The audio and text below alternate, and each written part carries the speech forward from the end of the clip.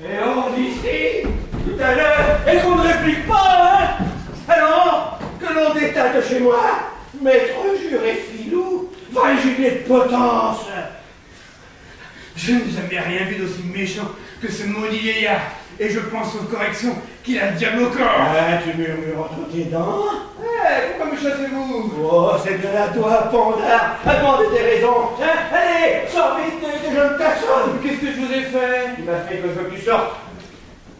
Maître, votre fils m'a donné ordre de l'attendre ici. Oui, ben attends, dans la rue. Ils sont pas chez moi, là, plantés tout droit comme un piqué. Observez ce qui se passe, ils font profit de tout. Ne pas avoir sans cesse devant les yeux. Un espion de tous les diables, un traître dont les yeux maudits assiègent mes actions, dévore ce que je possède, le furet de tous côtés, la convoitière, le voler. Pour vous voler. Est-ce que vous êtes un homme volable? Hein? Vous qui dissimulez toutes choses et faites sentinelle jour et nuit? Oui, eh bien, je fais sentinelle tout ma nuit comme il me plaît. Et dissimuler comme je le veux, là. Oh, voilà pas des pandas qui prennent garde à ce qu'on fait. C'est que je tremble qu'il n'ait soupçonné quelque chose de mon argent. Dis-moi, tu ne serais point d'homme à aller faire courir le bruit que j'ai de l'argent caché. Vous avez de l'argent caché? Non, coquin, mais je dis pas ça! Mais j'en enrage. Je me demande si par malice tu ne pas faire courir le bruit que j'en ai. Oh, mais que nous importe que vous en ayez ou que vous en ayez pas, c'est pour nous la même chose. Tu fais ton raisonneur, hein? Moi, je ne peux pas rester seulement ici par les oreilles. Allez, sors ici! Je sors.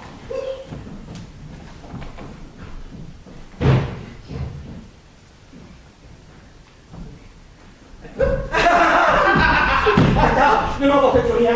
Que vous emporterai-je? Bien ça que je vois. Montre-moi tes mains.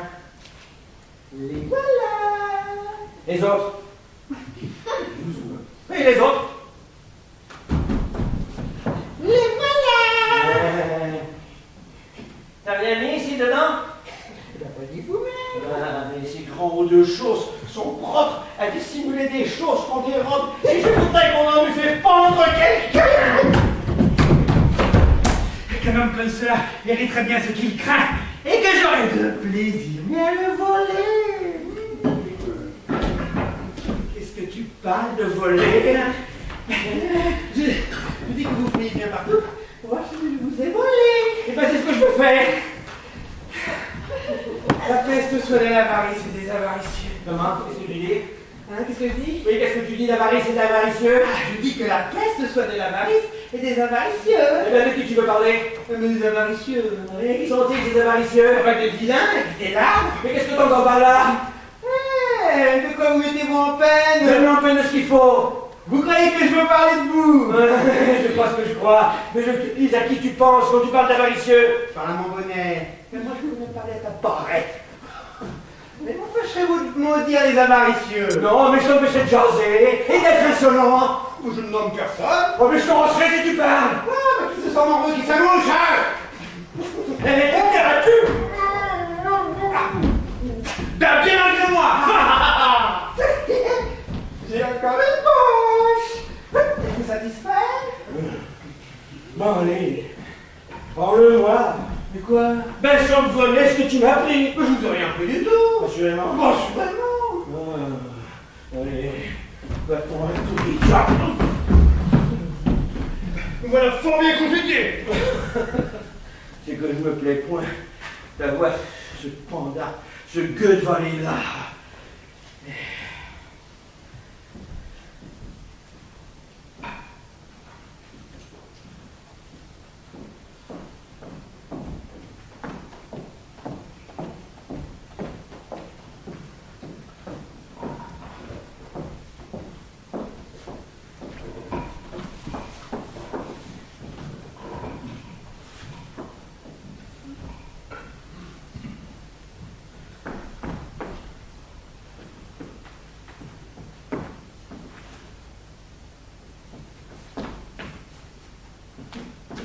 Et quoi, charmante Élise? Vous devenez mélancolique? Après les obligeantes assurances que vous avez eu la bonté de me donner de votre foi.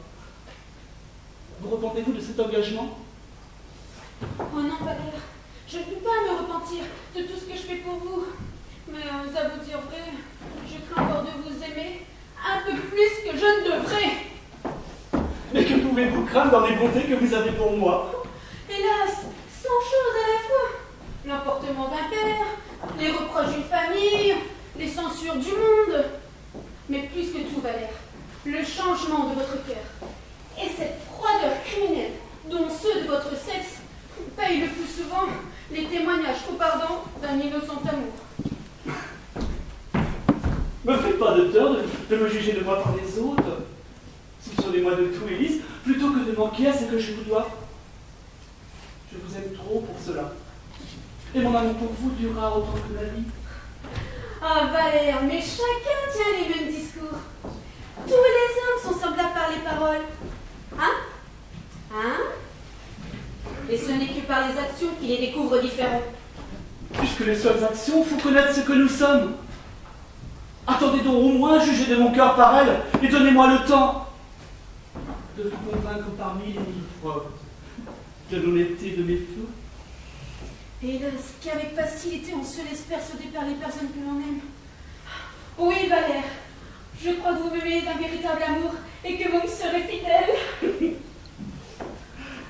Mais pourquoi ces inquiétudes? Mais je n'aurais rien à craindre si tout le monde vous voyait des yeux dont je vous vois. Oh, je me représente à toute heure ce péril étonnant qui commença de nous offrir au regard l'un de l'autre. Cette générosité surprenante qui fait risquer votre vie pour dérober la mienne à la fureur des autres. Ces soins pleins de tendresse que vous me faites éclater après m'avoir tiré de l'eau.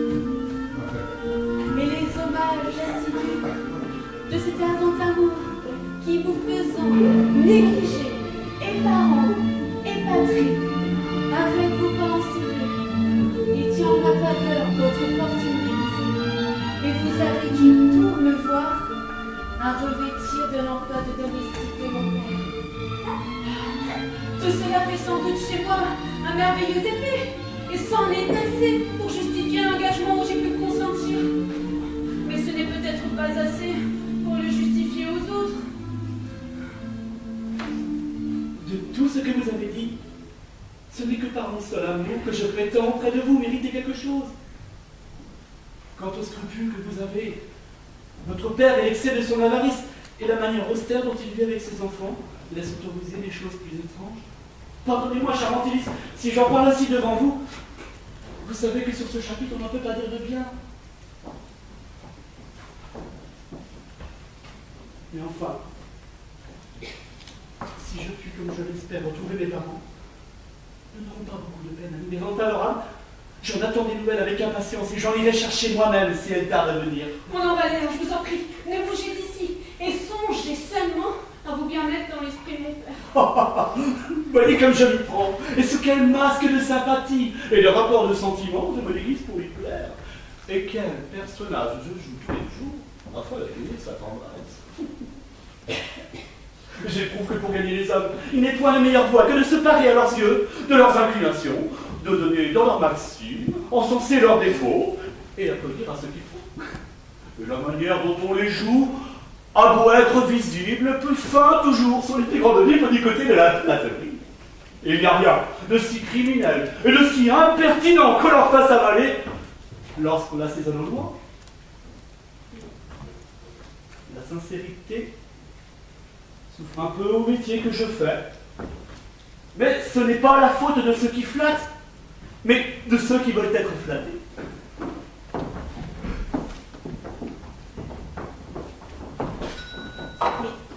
Mais que le tâchez.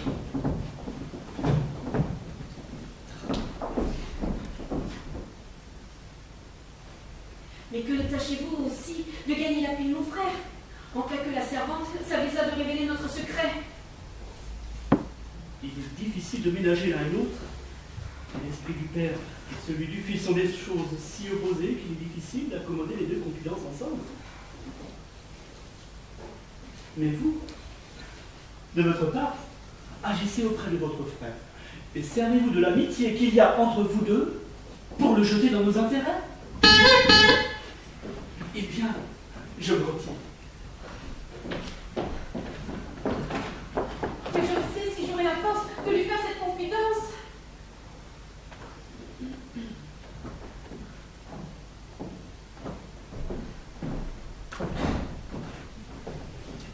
Ah, ma sœur. Ah, mais je suis bien aise de vous voir. Et je pourrais de vous parler pour m'ouvrir à vous d'un secret. Eh bien, me voilà prête à vous oublier, mon frère. Qu'avez-vous, ça veut dire? Oh, bien des choses auront bien en amour.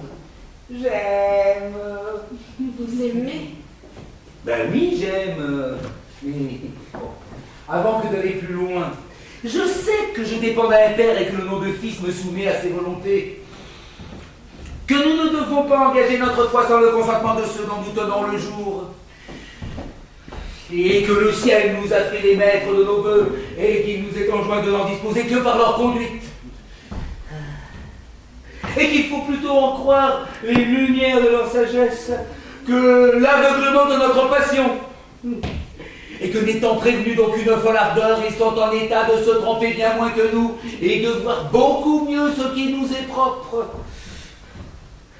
Et qu'il faut se méfier des emportements de la jeunesse, etc., etc., etc. Oh, de toute façon, je vous dis ça, ma sœur, afin que vous ne vous donniez pas la peine de me le dire.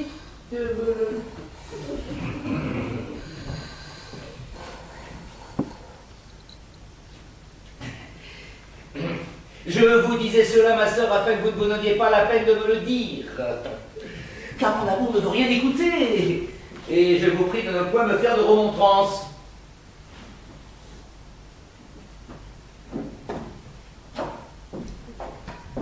Suis-je mon frère? Vous êtes-vous engagé, mon frère, auprès de celle que vous aimez? Non, mais j'y suis résolu. Et puis je vous conjure encore une fois de ne point m'apporter de raison pour en dissuader. Suis-je mon frère? Une si étrange personne? Non, mais vous n'aimez pas. Vous ignorez la douce violence qu'un tendre amour peut faire sur nos cœurs. Et puis j'appréhende votre sagesse. Hélas, mon frère, ne parlons point de ma sagesse. Il n'est personne qui en manque, du moins une fois en sa vie. Et si je vous ouvre mon cœur, peut-être serais-je à vos yeux un peu moins sage que vous? Plutôt ciel que votre âme, comme la mienne. Mais finissons auparavant votre affaire et me dites qui est celle que vous aimez. Une jeune personne qui loge depuis peu en ces quartiers et qui semble être faite pour donner de l'amour à tous ceux qui la voient. Et on va briller mille feux dans toutes ces nations.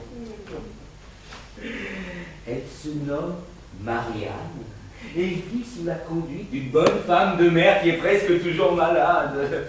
Oh, mais elle la plaint, elle la soigne et elle la console avec une douceur qui vous toucherait l'âme. Une bonté pleine d'attrait, une douceur toute engageante, une honnêteté adorable, Oh, ma sœur, mais je voudrais que vous l'eussiez vue. Oh, mais j'en vois beaucoup, mon frère, dans tout ce que vous me dites. Et pour comprendre ce qu'elle est, il me suffit de vous l'aimer. Oui, j'ai découvert en sous-main qu'elles ne sont pas fort accommodées et que leur discrète conduite a de la peine à étendre à tous leurs besoins le bien qu'elles peuvent avoir. Oh, figurez-vous, ma sœur, la joie que ce peut être que de relever la fortune d'une personne que l'on aime. Oui, mais alors, consoler quel déplaisir ce n'est de voir que par l'avarice d'un père, mais je sois dans l'impuissance de goûter cette joie et de déclarer à cette belle aucun témoignage de mon amour. Je conçois assez, mon frère, quel peut être votre chagrin. Oh non, mais il n'est plus grand que ma sœur, il n'est plus grand qu'on ne peut croire. Car enfin, ne peut rien y avoir de plus cruel que cette rigoureuse épave qu'on exerce sur nous. Et puis que nous servira d'avoir du bien s'il ne nous vient que dans le temps, que nous ne serons plus dans le bel âge d'en jouir. Et si je suis réduit avec vous à chercher tous les jours le secours des marchands pour avoir moyen de porter des habits raisonnables. Enfin, j'ai voulu vous parler pour m'aider à sonder mon cœur sur les sentiments que je suis. Oui, mais si je dis au contraire, j'ai résolu d'aller dans d'autres lieux avec cette aimable personne, jouir de la fortune que le ciel voudra bien nous offrir. Et je vais chercher partout pour ce dessin de l'argent à emprunter. Et si nos affaires, ma sœur, sont semblables aux miennes, qu'il faille que notre père s'oppose à nos désirs, eh bien, nous le quitterons là et nous affranchirons de cette tyrannie où nous tient depuis si longtemps son avarice insupportable. Mais il est bien vrai que tous les jours, il nous donne sujet de regretter la mort de notre mère et que... Pour savoir, éloignons-nous pour achever notre confidence. Et après, je prends nos forces et affronter la portée de son humeur. Ah, certes, ça n'est pas une petite peine que de garder chez soi une grosse somme d'argent. Et bien heureux celui qui a tout son fait bien placé et ne conserve chez lui que ce qu'il faut pour sa dépense. Ah, on n'est pas peu embarrassé à trouver dans toute une maison une cache qui soit fidèle. Parce que pour moi, les coffres forts me sont suspects. Et je veux ne jamais m'y fier. Je les prends pour de franches attrapes à voleurs. Et c'est la première chose que l'on vient attaquer. Cependant, je ne sais si j'aurais bien fait d'enterrer dans mon jardin les 10 000 écus qu'on me remit hier. Ah, c'est que 10 000 écus en or. Ah, c'est une somme quand même.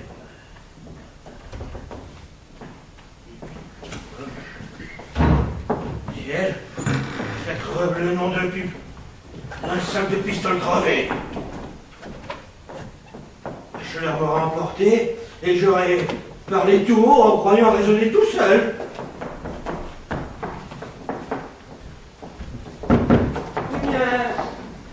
Qu'est-ce? Rien, mon père. Oui. Il y a longtemps que vous êtes ici. Hein? Nous ne venons que d'arriver. Bon. Mais vous avez entendu Quoi, mon père? Bah là. Quoi? Bah ce que je viens de dire. Ah non? Oh, si fait. Pardon. Je vois bien que vous en avez ouï quelque chose. Pardonnez-moi. Mais c'est que je m'entretenais de la difficulté qu'il y a à trouver de l'argent aujourd'hui et qu'il est bien heureux, celui qui peut avoir 10 000 écus chez soi. Et nous feignons à vous aborder de peur de vous interrompre. Je suis bien aise de vous dire cela, afin que vous n'alliez pas penser de travers et vous imaginez que c'est moi qui tisse que je les ai, ces 10 000 écus. Mais nous n'entrons pas dans vos affaires. Oh, plutôt ciel que je les eusse, ces 10 000 écus. Et je ne crois pas que... Ce serait une bonne affaire pour moi. Ce sont des choses... J'en aurais bon besoin. Mais je pense Et que... je ne serais pas peu embarrassé. Mais vous êtes... Mais je n'irai pas me plaindre comme je fais aujourd'hui, que le temps est misérable. Oh, mais mon Dieu, ne vous n'avez pas lieu de vous plaindre, mon père. On sait que vous avez assez de bien. Comment? Que j'ai assez de bien? Mais il est plus faux. Ce sont des coquins qui vont courir celui-là. Mais vous ne vous mettez point en colère. Ah, non, mais comme étrange, mes propres enfants me trahissent et deviennent mes ennemis. Oh, mais être votre ennemi que de dire que vous avez du bien. Oui! Bon, ce sont de pareils discours. Et les dépenses que vous faites, qui font qu'on me viendra un jour chez moi, couper la gorge, on a pensé que je suis tout cousu de pistoles. Quelle grande dépense est-ce que je fais? Les grandes dépenses, c'est ce que je fais. Enfin, c'est rien de plus scandaleux que le somptueux équipage que vous prenez par la ville, là. Hein? Je querellais hier votre sœur, mais j'ai encore bien fui. Et voilà qui vengeance au ciel. Ah, je vous l'ai dit 100 fois, mon ami. Vos manières me déplaisent pas. Et vous donnez furieusement dans le marquis. Et pour aller ainsi vêtu, eh ben, faut bien que vous me dérobiez. Mais comment vous dérobez? Mais que sais-je, moi?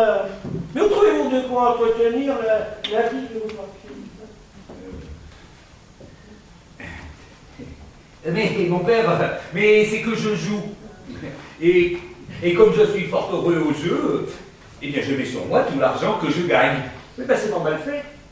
Si vous êtes heureux au jeu, vous devriez en profiter pour placer à honnête intérêt l'argent que vous gagnez, afin de le trouver plus tard. Enfin, puis sans parler du reste, J'aimerais savoir à quoi servent tous ces rubans là, dont voilà narder des pieds jusqu'à la tête, enfin. Ah, puis à quoi bon dépenser de l'argent à des perruques là, hein? Quand on peut avoir sur sa tête. Mais des cheveux à soie, mais qui ne coûtent rien. Tiens, je gâche en perruque et en ruban. Ben, il y en a bien pour 20 pistoles. Et 20 pistoles rapportent par an.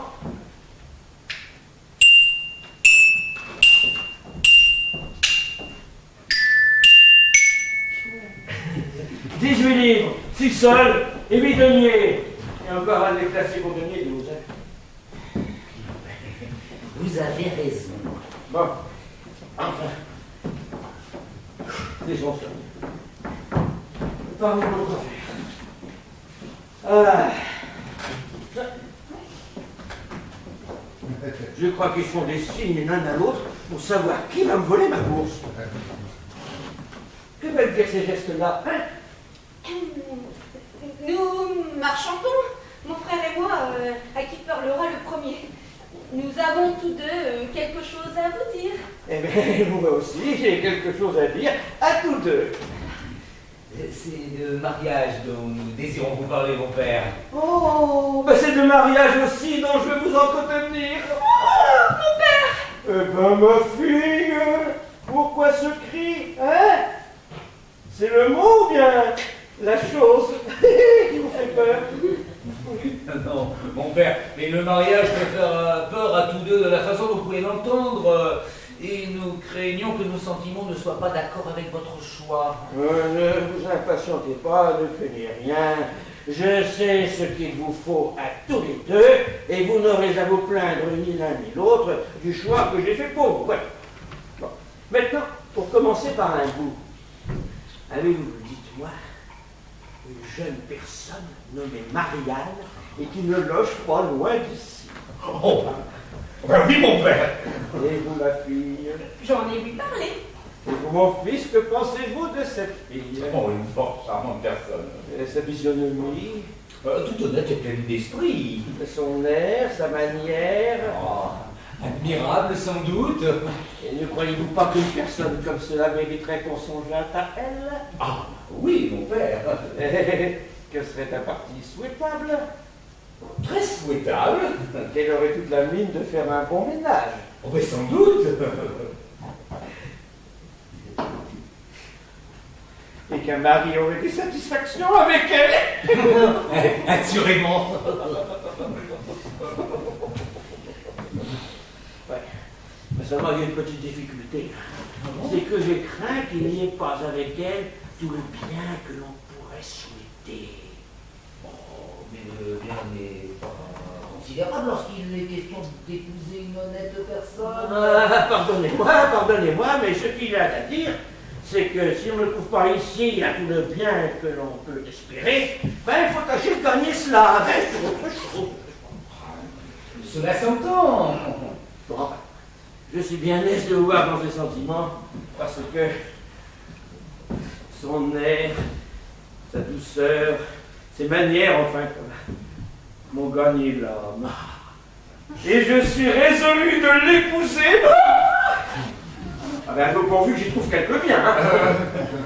Hein. Vous êtes résolu, dites-vous. D'épouser Maria. Oui, Vous. Ben oui, moi. Mais c'est pas ça. Me voilà tout à coup pris d'un éblouissement. Je me retourne ici.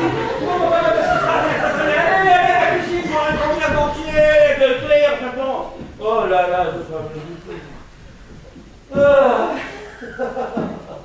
les voilà bien mes damoiseaux floués, qui n'ont aucune figure que des poudres. Bon, enfin, alors voilà ce que j'ai résolu pour moi.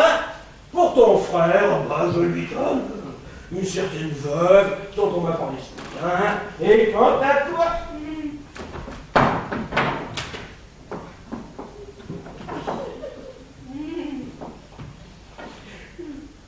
je te donne au Seigneur Anselme.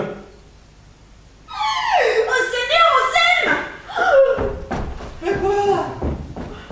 C'est un homme mûr, prudent et sage, et qui n'a pas plus de 50 ans, et dont on vante les grands biens. Je ne peux point me marier, mon père, s'il vous plaît. Eh bien, moi, je veux vous marier, ma fille, s'il vous plaît. Je vous demande pardon, mon père. Je vous demande pardon, ma fille. Je suis très humble servante au Seigneur en scène, mais avec votre permission, je ne l'épouserai point. Eh bien, je suis votre très humble valet, mais avec votre permission, vous l'épouserez dès ce soir. Dès ce soir, Dès ce soir. cela ne sera pas, mon père. Cela sera, ma fille. C'est une chose où vous ne me marierez point. Oh, vous me connaissez-t-il quelque chose? Allez, allez, vous pourrez avec eux avoir quel mari vous plaira et vous trouveront des raisons pour vous dire de cela bien. Enfin, notre dernier recours est que la fuite peut mettre à couvert de tout. Si votre amour, Bénélice, est capable d'une fermeté... Ce n'est rien, Dieu merci. Oui, il faut qu'une fille obéisse à son père. Elle ne doit point regarder comme un mari est fait. Et lorsque la grande raison sans dot s'y présente, elle doit être prête à prendre tout ce qu'on lui donne. Ah, bravo, on a bien parlé, cela. Je vous demande pardon, monsieur, si je m'emporte un peu et prends la hardiesse de lui parler comme je fais. Non, non, non, tu me ravis, tu me fais plaisir. Je veux que tu prennes sur elle un pouvoir absolu. Tu vas m'offrir, hein. Je lui donne toute l'autorité que le ciel m'a donnée sur toi. Et j'entends que tu fasses tout ce qu'il te dira. Après cela, résistez à mes remontrances. Monsieur, je vais la suivre pour continuer les leçons que je lui faisais. Il est bon de lui tenir la bride haute. Ah, tu m'obligeras, c'est. Ne vous mettez pas en peine, je crois que j'en viendrai à bout. Oh, ben fais. Moi, je vais faire un petit tour en ville et je reviens.